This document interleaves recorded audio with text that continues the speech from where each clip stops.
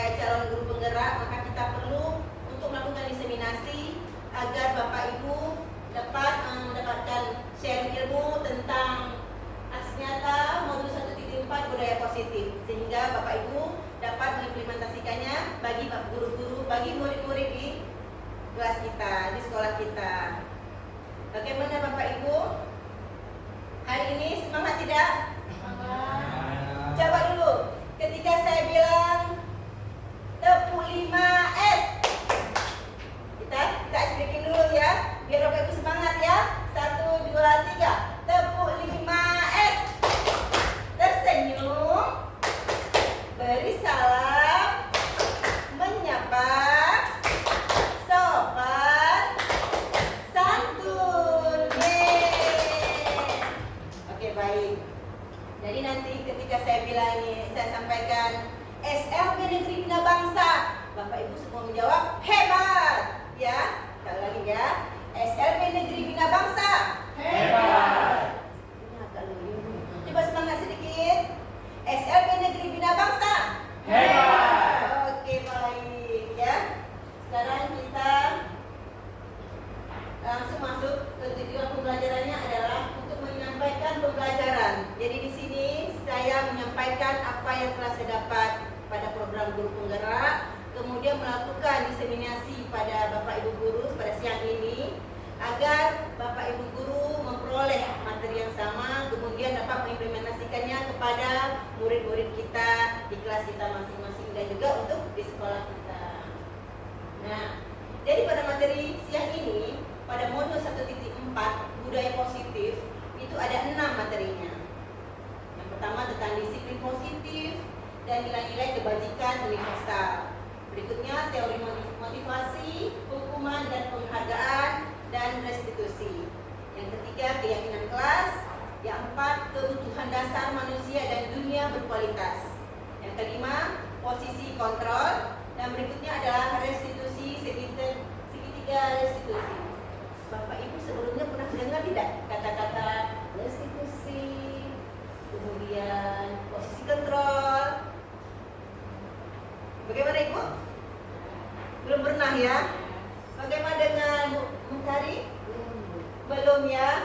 Jadi jika belum pernah, maka kita saksikan sampai selesai sehingga apa kata-kata yang mungkin agak asing di telinga kita, di penglihatan kita, dengan kita mengikuti presentasi ini, semoga menambah pengetahuan kita. Nah, ini dia. Disiplin positif dan nilai-nilai kebajikan universal. Kita mulai belajar ya. Nah, di sini. Jadi di dalam disiplin positif itu, dalam teori kontrol oleh Dr. William Glasser, sering kita dengar atau ilusi itu seperti anggapan ya, belum tentu benar, hanya ilusi saja. Ilusi guru mengontrol murid. Jadi di sini beranggapan bahwa ilusinya, anggapannya guru dapat mengontrol murid. Kenyataannya bagaimana? Bisa tidak guru mengontrol murid? Bagaimana itu? Tidak ya. Karena yang mengontrol murid itu tersendiri adalah murid itu sendiri. Sedang kita cuma membimbing, mengarahkan. Kemudian ilusi bahwa semua penguatan positif, efektif dan manfaat. Ya, ilusi kita semua penguatan atau reward, ya, reward atau penghargaan akan membuat efektif dan bermanfaat. Tapi kenyataannya belum tentu. Kemudian ilusi bahwa kritik dan membuat orang merasa bersalah dapat menguatkan karakter. Itu juga belum tentu. Berpulang pada diri masing-masing. Berikutnya adalah ilusi bahwa orang dewasa memiliki hak untuk memaksa. Memang bisa orang besar karena dia sudah besar dan bisa memaksa. Namun kenyataannya belum tentu juga. Walaupun dipaksa, jika murid tidak mau, maka tetap tidak akan dilaksanakannya. Itu merupakan ilusi ya. Nah, berikutnya disiplin positif dan nilai-nilai kebajikan. Bagaimana seseorang bisa merubah dari paradigma stimulus respon menjadi pendekatan teori kontrol. Jadi di sini Bapak Ibu, stimulus respon itu teori dari siapa? Ada tahu tidak? Stimulus respon itu misalnya kita ngajar anak autis, ya kan? Kita sering itu ketika biar anak autis mau melakukan sesuatu, kita kasih reward. sampaikan. Pada reward pertama, pada pelaksanaan pembelajaran pertama kita memberikan reward, maka murid dia akan mau melakukannya karena dia mau berharap pengharapan imbalan. Yang kedua mau, lama-lama mau tidak dia sudah bosan kan? Nah, itu merupakan stimulus respon. Jadi realitanya kebutuhan kita sama, itu pada stimulus respon. Namun pada teori kontrol kebutuhan setiap manusia itu berbeda-beda. Kemudian pada stimulus respon itu semua orang memiliki hal yang sama. Pada teori kontrol setiap orang memiliki gambaran yang berbeda, pandangan yang berbeda. Pada stimulus respon kita mencoba mengubah orang agar berpandangan sama dengan kita. Padahal kenyataannya tidak semua sama pandangannya kan, pasti berbeda-beda. Kemudian juga dilihat dari perilaku buruk terhadap suatu kesalahan. Sedangkan pada teori kontrol semua perilaku itu ada tujuannya tersendiri. Pada stimulus respon saya bisa mengontrol orang lain, tetapi pada kenyataannya pada teori kontrol itu kita tidak dapat mengontrol semua orang. Kemudian pada stimulus respon itu ada memaksa pada suatu hal tertentu apabila gagal. Namun di pada teori kontrol itu ada kolaborasi. Jadi semua pihak itu ada kolaborasi dan konsensus. Jadi sama-sama ada keinginan, tidak ada pemaksaan. Jadi sedangkan pada stimulus respon dia ada menang kalah, sedangkan pada teori kontrol itu menang. Nah, tadi kan kita sudah belajar tentang disiplin positif dan juga nilai-nilai kebajikan. Nah, ini apa itu disiplin? Coba Bapak Ibu berikan tanggapannya sedikit. Coba Bu Tari, apa itu disiplin ya? Disiplin. Kita sering kan kita sampaikan pada murid-murid kita, kalian ke sekolah itu mesti disiplin sehingga tercapai cita-citanya dengan disiplin. Coba Bu, tunjuk tangan. Ya, silakan Bu Nurhaida. Gambaran itu disiplin itu adalah suatu keinginan diri untuk mengikuti peraturan yang sudah dibuat bersama. Berarti dari pribadi masing-masing mereka mematuhi dari peraturan yang telah dibuat secara bersama-sama ya.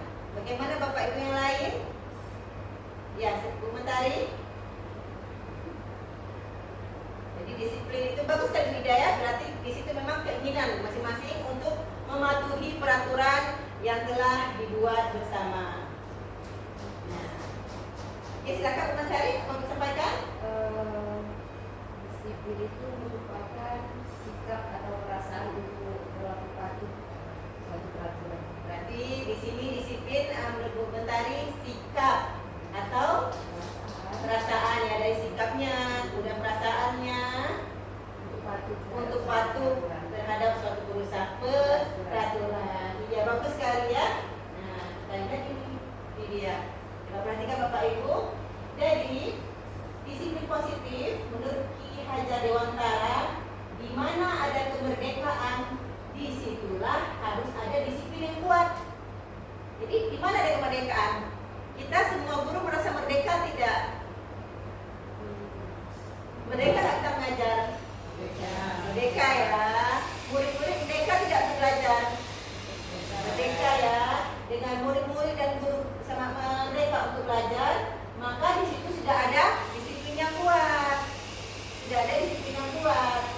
Jadi Jordan Box tadi dalam bukunya Restructuring School Discipline pada tahun 2001, disiplin bahasa disiplin Cina artinya belajar. Jadi seseorang harus tahu betul alasan mengapa mereka mengikuti suatu pelajaran, sehingga motivasi intrinsik yang terbangun. Seseorang yang mengikuti ini berarti mereka bisa bertanggung jawab pada apa yang mereka lakukan. Jadi disiplin itu sebenarnya nilai-nilai intrinsik, nilai-nilai dari diri sendiri, bukan dari eksternal, terhadap nilai-nilai kebajikan. Nah, ini dia nilai-nilai kebajikan universal. Menurut Bapak Ibu, apa itu nilai-nilai kebajikan? Menurut Pak Jabat pernah tidak mendengar nilai kebajikan? Nilai-nilai kebaikan, boleh tidak? nilai positif, nilai kebaikan yang kita yakini kebersamaan semua warga bahwa itu adalah nilai positif yang kita yakini itu adalah nilai yang baik yang bermanfaat bagi semua orang. Berarti nilai-nilai kebaikan. Seperti kejujuran, disiplin yang tadi kita sampaikan, sopan santun, gitu. Saling menghormati itu salah satu nilai-nilai kebaikan. Nilai-nilai kebaikan ya, nilai-nilai luhur. Oke, baik, benar sekali Bu Ida. Jadi nilai-nilai kebajikan ini perusahaan berarti secara dunia itu sudah mengakui nilai-nilai kebaikan tersebut.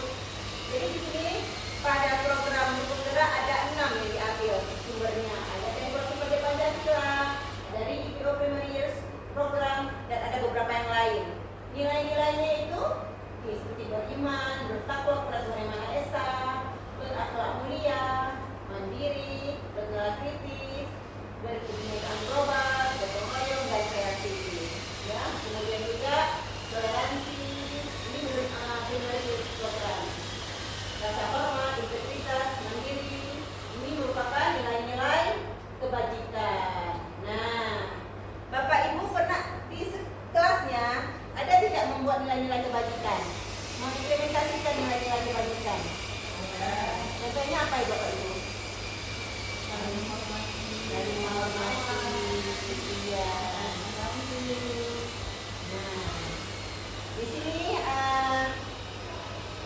kita di kelas ada membuat tepuk 5S.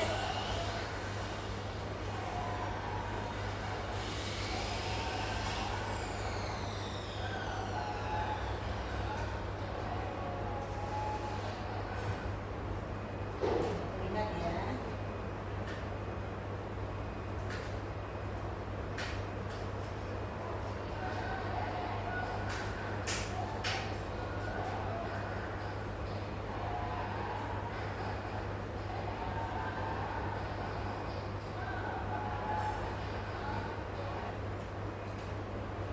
Nah, seperti kita laksanakan tadi, tepuk 5S. Ya, sama-sama dia. Ayo Bapak Ibu semua berdiri dulu. Berdiri. Ya, sama-sama ya. Cek di sini ya. Oke. Ini aku. Ya. 1, 2, 3. Tepuk 5S. Tersenyum. Ulang. Belum pasnya belum sesuai ya. Belum sesuai. Enggak mau masuk ke sini ya. Tadi masuk ke kemana suaranya? Bentar. Oke. Tepuk 5S. Tersenyum. Beri salam. Menyapa. Sopan, santun. Ini ya, betul dengar suaranya Bapak Ibu ya. Tersenyum, beri salam, menyapa, sopan, santun. Iya ya, setelah tepuk 5S ini juga merupakan bagian dari perilaku positif, ya kan?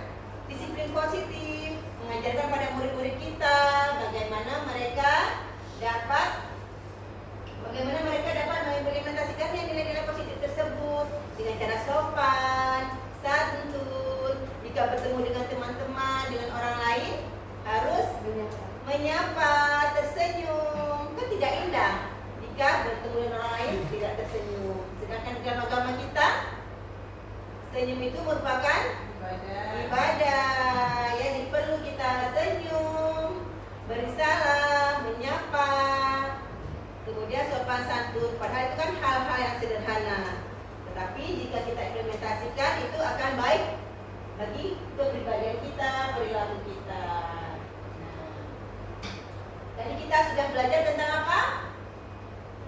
Disiplin positif dan nilai-nilai kebajikan. Apa yang Bapak Ibu dapat dari disiplin positif dan nilai-nilai kebajikan? Siapa yang mau ini? Sampaikan sedikit. Bu Mentari boleh? Apa yang sudah ini peroleh? Didapatkan oleh Bu Mentari? Oke. Boleh coba di depan juga boleh? Iya, boleh. Berdiri aja kalau enggak. Jadi apa yang kita dapatkan sehingga kita tidak sia-sia duduk di sini ya kan? Jadi nanti setelah melihat tayangan video ini, materi ini nantinya kami sebagai guru kelas akan mengimplementasikan di dalam kelas. Jadi sebelum belajar, ajak anak-anak untuk 5S agar lebih semangat seperti itu kan. Lalu membuka rasa disiplin pada murid, dimulai dari kita dulu sebagai gurunya. Misalnya datang ke kelas tepat waktu seperti itu, tidak membuang sampah pada tempatnya, hal-hal yang kecil yang kita lakukan di dalam kelas. Ya, baik, terima kasih. Tepuk tangan dulu untuk Bu Mentari ya. Alhamdulillah ya. Berarti Bu Mentari sudah dapat kira-kira untuk mengimplementasikan di kelas tentang disiplin positif dan nilai-nilai kebajikan. Alhamdulillah ya. Jadi untuk materi berikutnya adalah teori, motivasi, hukuman, dan penghargaan dan restitusi. Apa itu ya? Dari judulnya ini ada apa untuk kita baik kita lihat ya. Nah, ini dia. Teori motivasi. Motivasi kita hadir ke sekolah untuk apa itu ya? Untuk belajar, untuk mengajar. Nah, kita lihat ini. Jadi menurut Daingos, jadi ada 3 motivasi perilaku manusia. Jadi di dalam apapun untuk melakukan sesuatu hal, manusia itu ada motivasinya. Motivasinya itu 3 pada dasarnya. Apakah untuk menghindari hukuman? Dia melakukan itu, dia akan dihukum.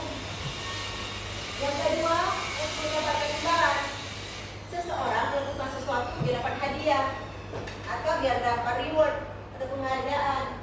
Yang ketiga, seseorang melakukan sesuatu itu memang dari hati nuraninya, karena dia menghargai dirinya sendiri dengan nilai-nilai kebajikan yang dipercayainya itu tadi. Ini dia motivasi. Apakah dia untuk melakukan pergi ke pasar, atau dia pergi ke sekolah? Apakah dia karena takut kena hukuman, atau karena dia ingin mendapatkan reward dari gurunya, mendapatkan pujian dari gurunya, atau karena ingin menghargai dirinya sendiri dengan nilai-nilai yang telah dipercayainya. Seperti itu.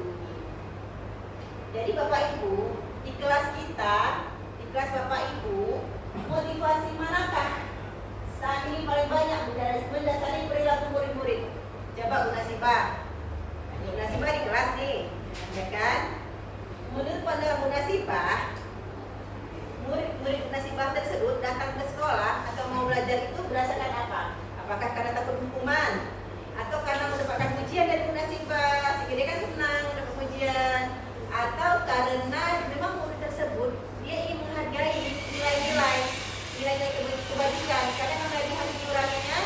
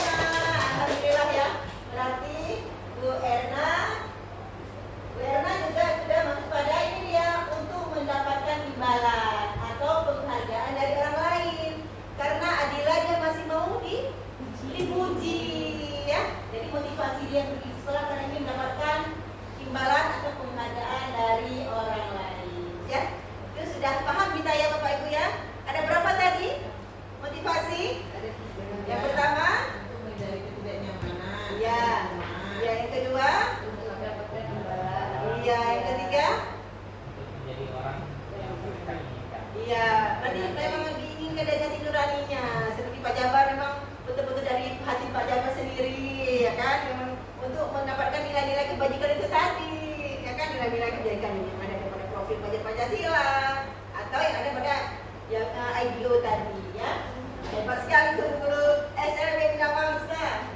Nah, ini dia apa perbedaan hukuman, penghargaan, restitusi. Jadi restitusi tadi itu yang menghargai diri sendiri ya. Jadi di sini kalau hukuman itu sesuatu yang menyakitkan harus terjadi. Misalnya terlambat, dihukum tidak? Dihukum kan? Kemudian tidak nyaman untuk murid. Ya kan jika dia terlambat datang masih dia, aduh pasti bapak itu marah nanti. Ya kan tidak nyaman dia. Kemudian ada korbannya, pasti murid jadi korban karena dia terlambat. Berikutnya perilakunya pasif agresif, jadi meningkat. Kemudian sistem tidak akan berjalan bila murid tidak takut. Memang harus ada takutnya biar sistemnya berjalan. Kemudian berlaku hanya sebuah institusi, tidak berlanjut pada kehidupan nyata. Ya, peraturannya kamu harus. Memang situ nanti murid masa terpaksa dia. Itu merupakan hukuman. Kemudian pada disiplin konsekuensi atau restitusi, jika konsekuensi sesuatu harus terjadi, sudah terjadi. Kemudian tidak nyaman untuk murid, tapi dalam jangka pendek. Di sini juga korban bisa diabaikan. Murid atau anak dibuat tidak nyaman, ya, jadi dia tidak nyaman. Terus penguatan hanya bertahan jangka pendek. Memerlukan monitoring dan supervisi dari gurunya, ya. Kemudian membantu penerapan mengikuti peraturan. Jadi di sini guru memang harus membantu mengawasi untuk murid-muridnya patuh. Apa peraturannya? Jadi di sini kata-kata mampukan kamu, seperti itu ya. Kemudian restitusi, di dalam restitusi itu merupakan pilihan, ya, ada pilihan dia. Terus menguatkan untuk murid dalam jangka waktu yang panjang. Di sini tidak ada korban ya. Lalu murid dapat mendapatkan penguatan. Masalahnya terpecahkan, murid belajar bertanggung jawab. Jadi di dalam restitusi, murid dia belajar bertanggung jawab atas perilakunya yang dilakukan. Fokus pada pemecahan masalah. Jadi di dalam restitusi, bila murid terlambat datang, jadi di sini murid tidak dihukum, tidak ada konsekuensinya, tetapi dia di sini bagaimana solusi untuk mencari jalan keluar dari terlambat tersebut. Jadi di sini ada kata-katanya itu apa yang kamu yakini, apa yang kamu lakukan untuk memperbaiki masalah tersebut jika dia datang terlambat. Nah, jadi Bapak Ibu, untuk kita mengimplementasikan contoh-contoh dari hukuman, konsekuensi, dan restitusi, Bapak Ibu kita akan bermain musik. Ya, kita akan mendengarkan musik. Kemudian Bapak Ibu akan menggilir. Apa ini? Nah, ini sertifikat musik namanya. Dia akan berjalan nanti Bapak Ibu silakan menggilir. Jika musiknya berhenti, maka Bapak Ibu silakan nanti untuk membaca. Ada pernyataan. Jadi nanti Bapak Ibu silakan bedakan apakah dia masuk hukuman atau konsekuensi. Ya, oke, baik. Sekarang kita dengarkan musiknya ya.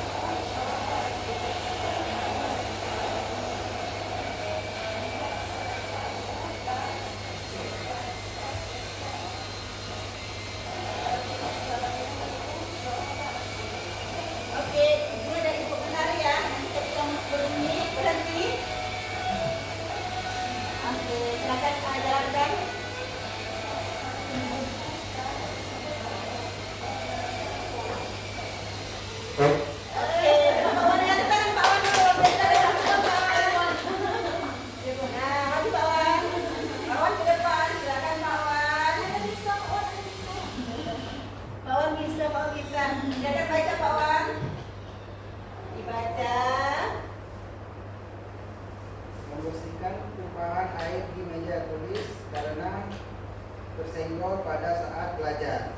Nah, muridnya tuh tiba-tiba tersenggol nih, tumpah airnya.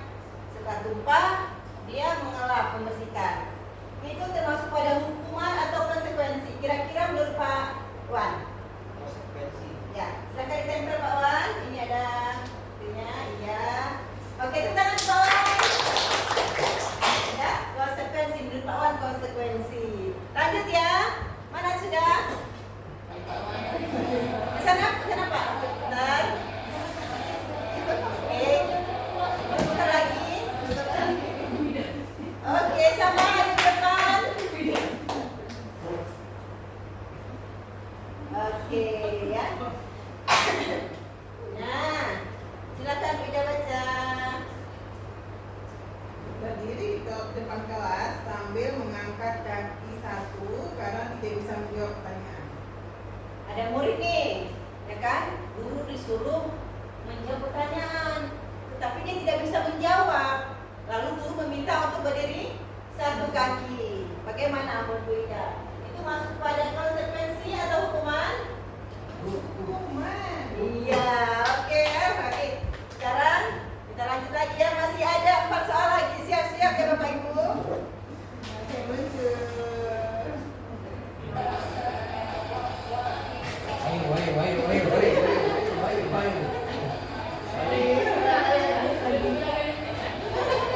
Ayo.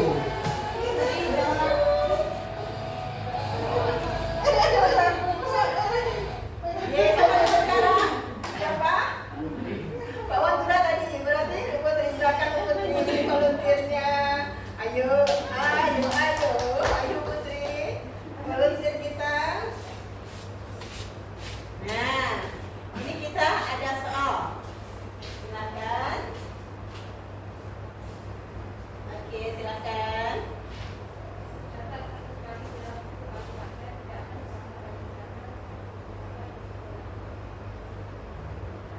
Berarti dia mencatat 100 kali. Itu termasuk pada hukuman atau konsekuensi? Hukuman. Coba dulu kita lihat ya, silakan ada ini ya, waktunya. Silakan, masuk mana? Mencatat 100 kali di dalam buku kalimat. Saya tidak akan terlambat lagi karena dia terlambat datang ke sekolah. Kan? Oke, baik. Sudah sampai di mana?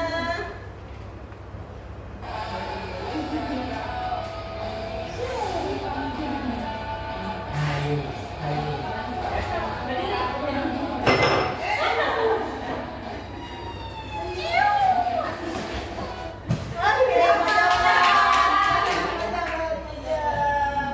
asik sekali ya. Apalagi lagi 17 Agustus kita mendengar lagu bendera, seru sekali ya. Oke, silakan. Hilang 10 menit jam istirahat untuk mengerjakan tugas karena terlambat datang dan tertinggal. Pelajaran 10 menit.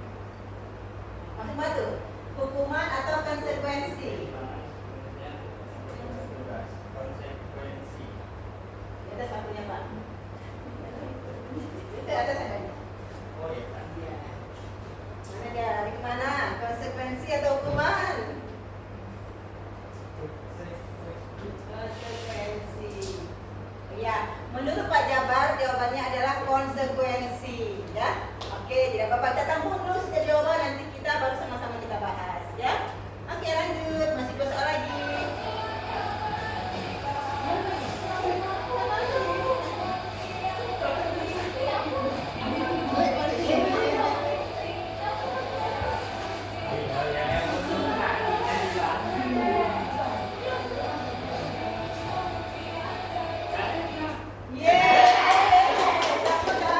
Siapa yang dapat?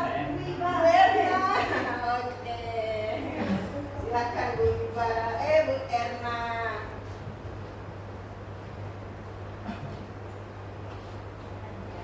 Apa ini ya? Murid diminta bertelanjang kaki sepanjang hari karena tidak menggunakan sepatu warna hitam sesuai peraturan sekolah. Oke. Terima kasih Bu Erna. Oke, satu dari Bu Erna. Ya, kita sudah mendapatkan. Tinggal 1 soal lagi. Siapakah gerangan?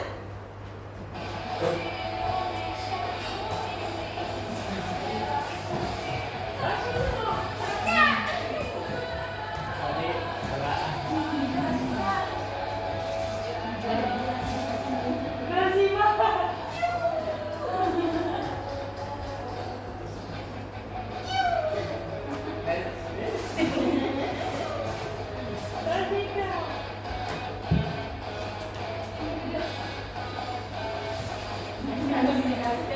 Yang udah saya. Dari pegang, dari urusan, dari pegang. Dari pegang urusan. Siapa dapat?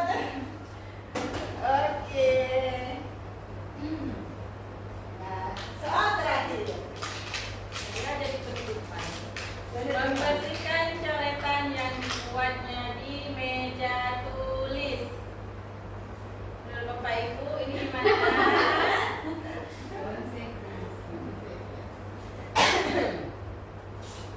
Ya. Apa pilihannya? Ternyata Ibu Nasibah memilih konsekuensi ya. Oke, kita periksa jawabannya benar apa salah. Oke, nah ini dia. Coba Bu Nasibah baca nomor 1. Berdiri di depan kelas sambil mengangkat kaki satu karena tidak bisa menjawab pertanyaan. Jawabannya hukuman. Kita lihat ya, berdiri. Iya, benar ya. Tadi jawab siapa ini, Pak? Pak Iwan, datang salam Pak Iwan. Alhamdulillah ya, sudah dapat memahami tentang konsekuensi dan hukuman. Berikutnya nomor 2. Membersihkan tumpahan air di meja tulis karena tersenggol pada sang belajar. Jadi ya kan, murid yang lewat tersenggol, kemudian dia membersihkannya. Berarti konsekuensi ya. Kita lihat. Iya, benar sekali ya. Alhamdulillah. Berikutnya, kehilangan 10 menit jam istirahat untuk mengerjakan tugas karena terlambat datang dan tertinggal pelajaran 10 menit.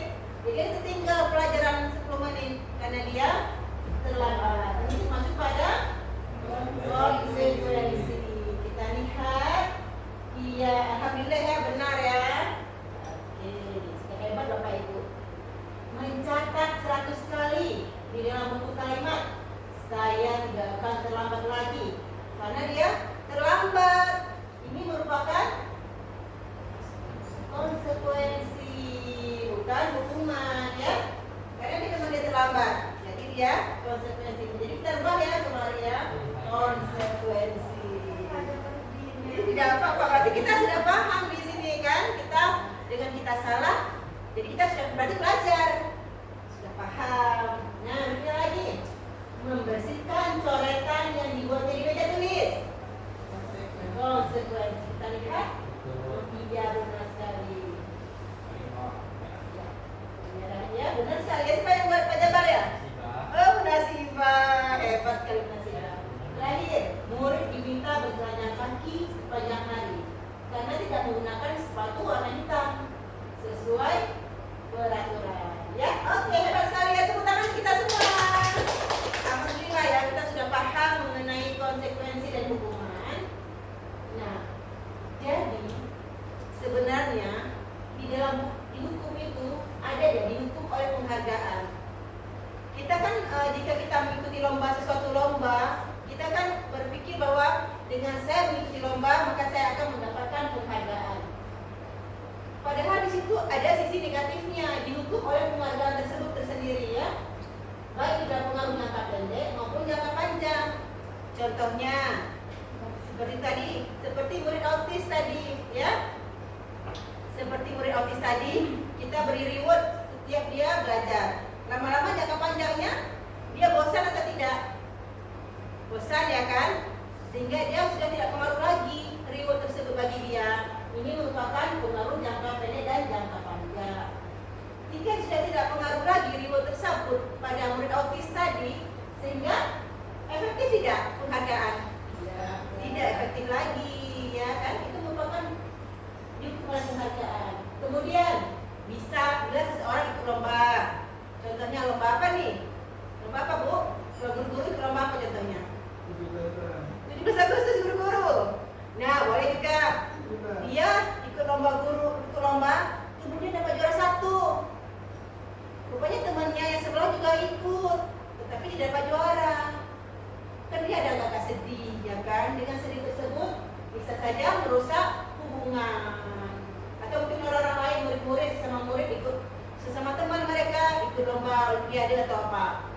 Akhirnya dibilang kami sama-sama belajar, tapi kalau saya menang juara 1, saya tidak. Akhirnya ada yang tumbuh cemburu ya, karena saya iri.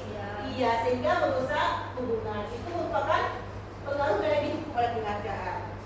Berikutnya lagi mengurangi ketepatan. Bisa jadi juga ya kan?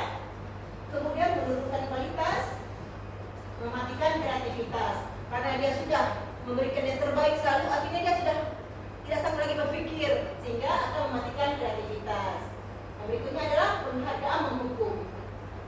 Berikutnya motivasi dari dalam diri atau intrinsik. Nah, tadi kita sudah belajar apa? Poin yang kedua tadi, motivasi, hukuman, konsekuensi, dan restitusi. Sama tidak antara hukuman, konsekuensi, restitusi? Sama? Beda ya, beda. Namanya juga beda. Tadi motivasi ada 3. Apa saja motivasi? Yang pertama, seseorang melakukan sesuatu kan ada 3 motivasinya. Mestinya tidak ya? Ya, dia melakukan sesuatu karena takut hukuman, karena takut ketidaknyamanan. Yang kedua, Ingin dapat penghargaan. iya, hebat sekali ya, ingin mendapatkan penghargaan. Yang ketiga, karena dari diri sendirinya sendiri ingin menerapkan nilai-nilai kebajikan ya. Nah, kita sudah 2, sekarang yang ketiga, keyakinan kelas. Apa itu keyakinan kelas? Pernah dengar tidak Bapak itu keyakinan kelas? Pernah sih pernah dengar keyakinan kelas? Apa ya keyakinan kelas? Kalau komentari apa keyakinan kelas? Berarti kelasnya yakin gitu ya? Apa keyakinan kelas? Kesepakatan bersama antara murid dan guru melakukan sesuatu kesepakatan yang diyakini dan dipatuhi. Oke, tangan untuk Bu Erna ya. Alhamdulillah Ibu Erna dia sudah. Berarti keyakinan kelas itu kesepakatan ya Bu Erna ya, antara warga kelas sehingga Ada sesuatu yang dirasakan dan nanti itu dipatuhi. Misalnya di dalam kelas nanti tidak saling mengganggu, nanti ada beberapa lagi, lalu hasil kesepakatannya itu ditempel di kelas. iya, mantap sekali Bu Erna ya. Alhamdulillah berarti Bu Erna sudah memahami tentang keyakinan kelas. Ini dia. Jadi keyakinan kelas itu merupakan seperti yang Bu Erna sampaikan tadi. Jadi kesepakatan antara guru dan murid-murid, mereka membuat suatu apa nilai-nilai kebajikan. Kemudian setelah disampaikan oleh guru-guru, murid-murid, seluruh warga kelas, lalu guru mencatat, bisa mencatatnya langsung ke papan tulis atau pada kertas besar ya, karton apapun yang lain atau di post-it. Kemudian dipilih media, ya, warga sekolah atau murid-murid bercurah pendapat tentang peraturan yang perlu disepakati. Jadi mereka semua mencurahkan pendapat tentang peraturan di kelas mereka bagaimana yang disepakati. Kemudian mencatat semua masukan-masukan tersebut. Kemudian menyusun keyakinan kelas sesuai prosedur pembentukan keyakinan kelas untuk sekolah. Kemudian dari kata-kata yang negatif dirubah ke kata-kata yang positif. Kemudian menemukan nilai-nilai kebajikan atau keyakinan yang dituju dari peraturan tersebut. Keyakinan kelas berjumlah antara 3 atau 7 itu menurut kesepakatan ya. Kemudian meninjau kembali dan menyetujuinya dengan menandatangani keyakinan kelas tersebut. Lalu ditempelkan di tempat yang mudah dilihat semua warga kelas. Ini merupakan prosedur pembentukan keyakinan kelas. Ini dia. Jadi di kelas saya sudah membuat keyakinan kelas. Kita lihat ya. Keyakinan kelasnya.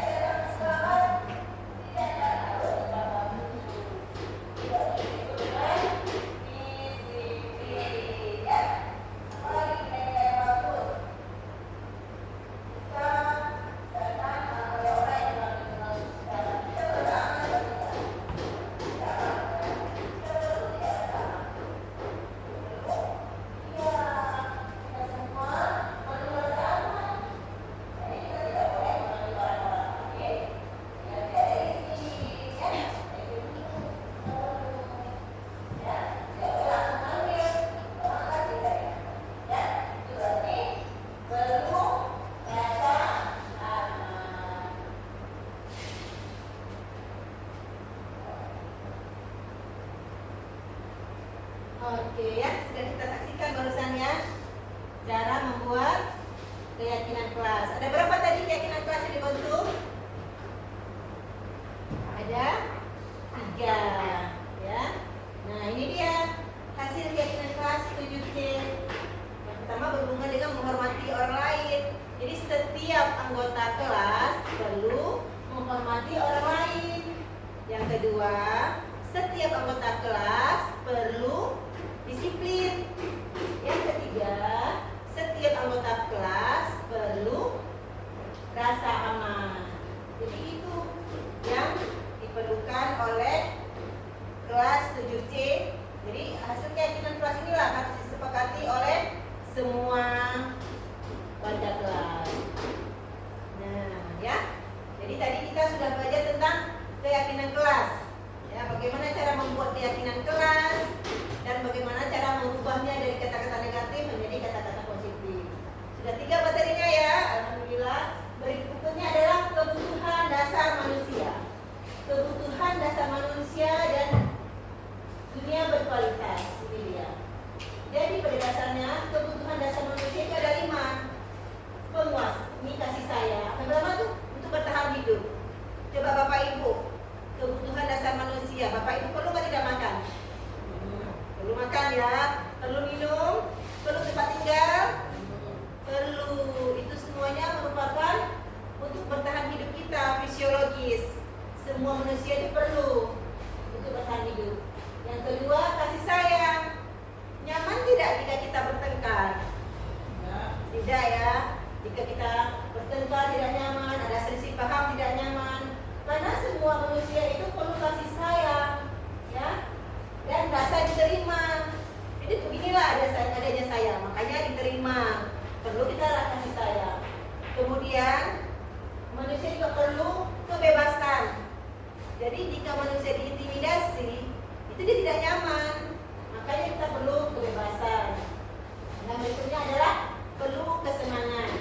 Yang terakhir perlu kekuasaan. Jadi inilah kebutuhan dasar manusia. Ada berapa kebutuhan kita?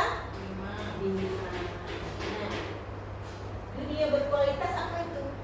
Dunia ini bermutu ya, berkualitas. Jadi di sini dunia berkualitas Anda adalah tempat khusus dalam pikiran Anda. Tempat Anda menyimpan gambaran representasi dari semua yang Anda inginkan. Ya. Bisa berisi orang-orang atau hal-hal dan apa saja yang terbaik dalam hidup Anda dan membuat Anda merasa bahagia dan penuhi kebutuhan dasarnya. Itu dia dunia berkualitas. Ya. Terus kita sudah belajar tentang 5 kebutuhan manusia dan dunia berkualitas. Nah, ini dia ada. Berikutnya adalah restitusi 5 posisi kontrol. Coba lihat. Kita sebagai guru ada 5 posisi kontrol kita dalam mengelola murid kita atau dalam mengelola diri kita. Ini dia. Sebagai pembuku, pembuat rasa bersalah, bersuara teman, ya, posisi kontrol teman, pemantau, manajer. Jadi ada 5. Ya, kita sekarang pembuku. Pembuku bisa menggunakan dukungan fisik atau verbal. Kemudian pembuat rasa bersalah.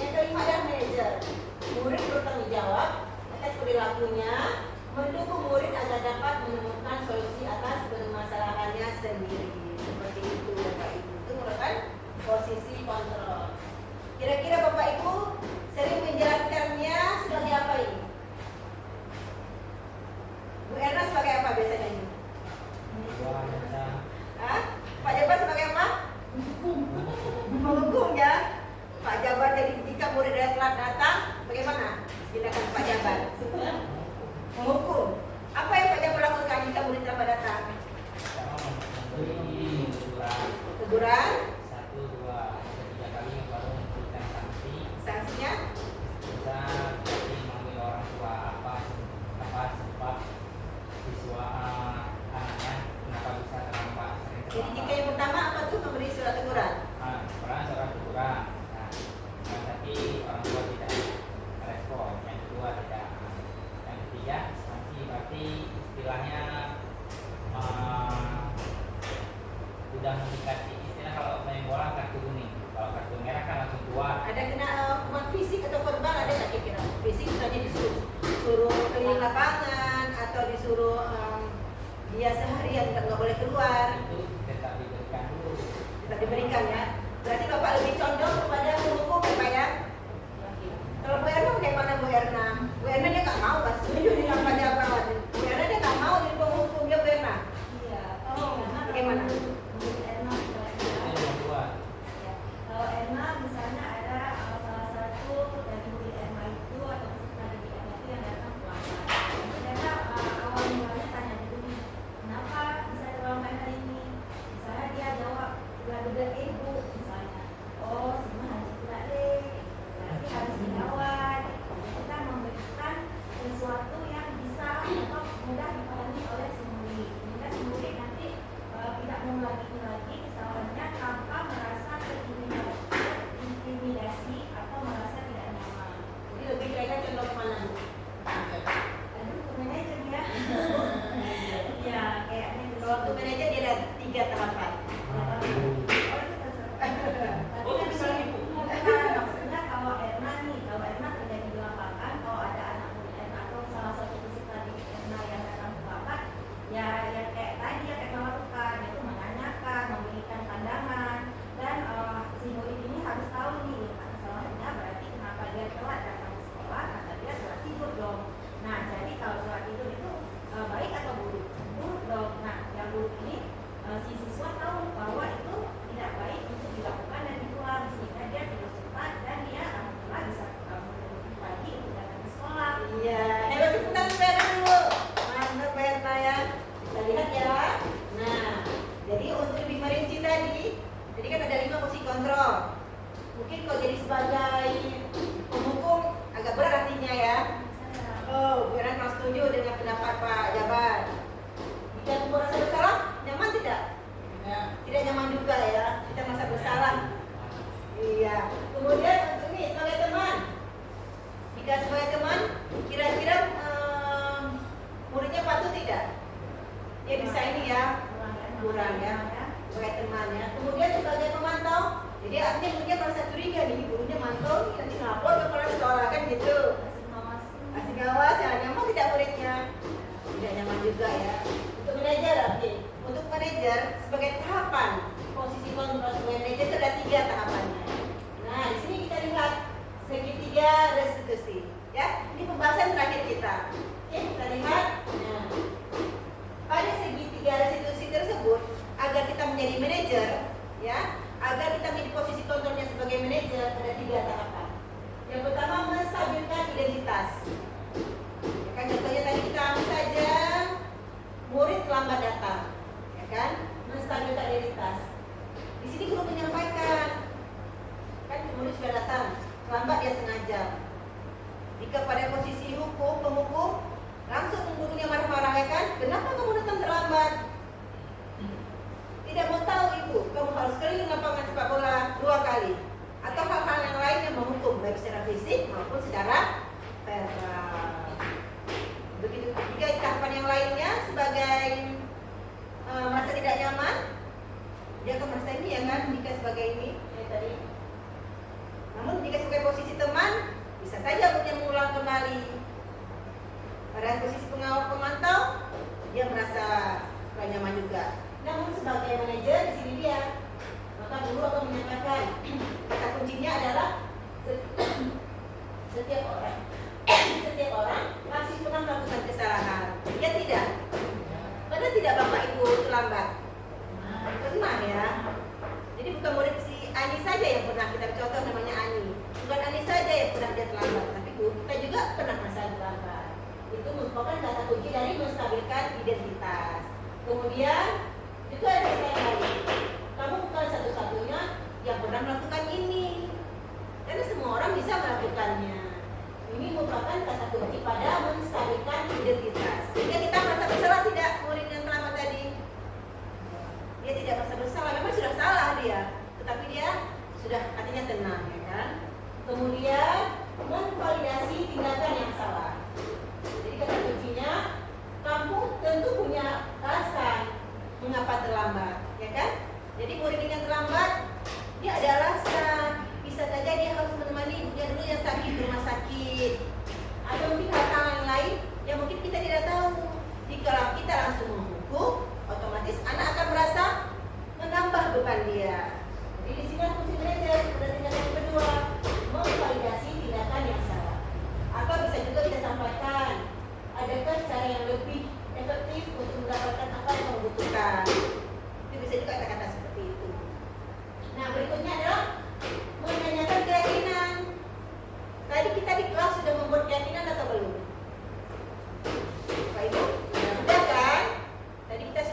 keyakinan. Seperti di kelas Fitri tadi ada 3 keyakinannya. Yang pertama, semua anggota kelas perlu menghormati orang lain. Yang kedua, semua anggota kelas perlu disiplin. Yang ketiga, semua anggota kelas perlu rasa aman. Dari ketiga keyakinan kelas tadi, yang mana berhubungan dengan murid terlambat? Iya, benar sekali teman-teman. Sudah bagaimana ya? Jadi di simpang itu sudah mencerminkan kan keyakinan kelas. Jadi bisa kita tanyakan keyakinan kelas apa yang telah kita sepakati yang berhubungan dengan masalah ini tentang disiplin. Bisa juga kamu menjadi orang seperti apa? Sebenarnya saya ingin menjadi orang disiplin. Cuma itu mungkin di luar kuasa atau kendali. Oke ya, kita lihat kasus sedikit lagi. Imam marah besar karena Fadilah selalu mengganggunya. Imam dan Fadilah merupakan murid dengan hambatan intelektual. Nah ya, kesampaikan identitas. Di sini ada kata-kata dari guru. Ya, kata-kata gurunya yang tadi itu. Semua orang bisa melakukan kesalahan. Jadi kita mengganggu kawan mungkin ada sebab, ya kan? Kemudian yang kedua, validasi tindakan yang salah. Di sini. Ya, kamu melakukan itu pasti ada alasannya. Ini ya, pada masuk pada validasi tindakan yang salah. Yang ketiga, menanyakan keyakinannya. Jadi tadi karena mengganggu kawan, keyakinan mana yang dilanggar? Keyakinan? Iya, ya kan mengganggu kawan. Jadi sini melanggar dia tentang saat kita semua anggota kelas perlu saling menghormati. Oke Bapak Ibu ya, alhamdulillah pada kesempatan ini kita telah mempelajari tadi budaya positif. Di dalam budaya positif itu ada 6 item yang telah kita pelajari bersama. Kira-kira Bapak Ibu ada yang ingin tanyakan? Alhamdulillah ya, sebenarnya sudah paham semua ya. Mungkin Bu Ida boleh sampaikan sedikit hasil kesimpulan yang kita mulai ke depan. Oke, Terima kasih untuk materi adalah pertanyaan tentang materi hari ini sangat bermanfaat bagi kita semua karena ini berkaitan dengan murid yang akan kita didik di kelas. Ini akan kita berusaha untuk menerapkan langsung di kelas seperti keyakinan kelas tadi itu sangat baik dan budaya positif itu juga bisa kita sampaikan kepada siswa tentang materi hari ini karena sangat berkaitan dengan pengembangan dari peserta didik kelas. terima kasih tangan untuk Bu Ida ya. Alhamdulillah ya, sudah ada volunteer dari Bu Ida dan mewakili Bapak Ibu semuanya mengenai materi kita hari ini. Semoga Allah memberikan keberkahan untuk kita semua sehingga kita dapat mengimplementasikan di kelas kita masing-masing. Oke baik, lebih dan kurang mohon maaf. Wabillahi taufiq wa hidayah. Wassalamualaikum warahmatullahi wabarakatuh.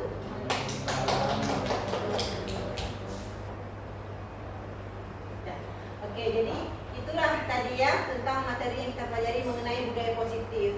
Budaya positif itu sangat penting memang untuk kita implementasikan di kelas kita, untuk sehari-hari kita. Di samping itu, sebenarnya budaya positif itu juga perlu untuk diri kita sendiri. Demikian Bapak Ibu.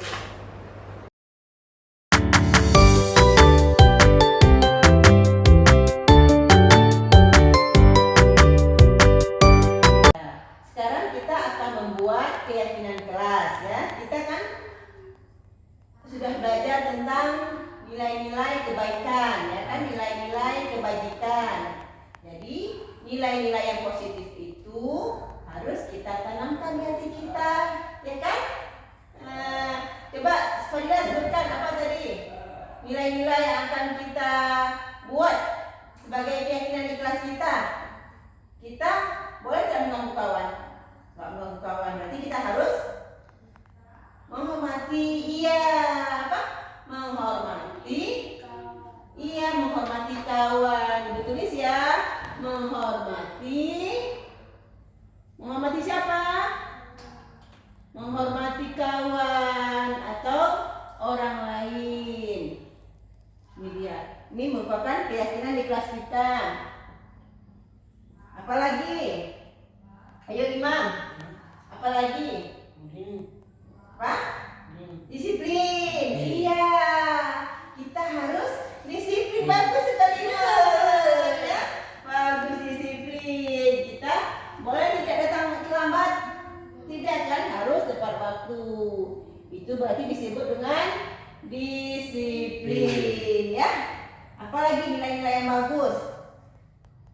Kita misalkan ada orang yang mengganggu kita merasa aman atau tidak? Tidak aman kan? Kita perlu tidak rasa aman? Perlu? Iya, kita semua perlu rasa aman. Makanya kita tidak boleh mengambil barang orang lain bila tidak ada izin, ya. Kita izin dulu jika perlu, ya. Tidak boleh langsung mengambil. Orang akan kecarian nanti, ya. Itu berarti perlu rasa aman.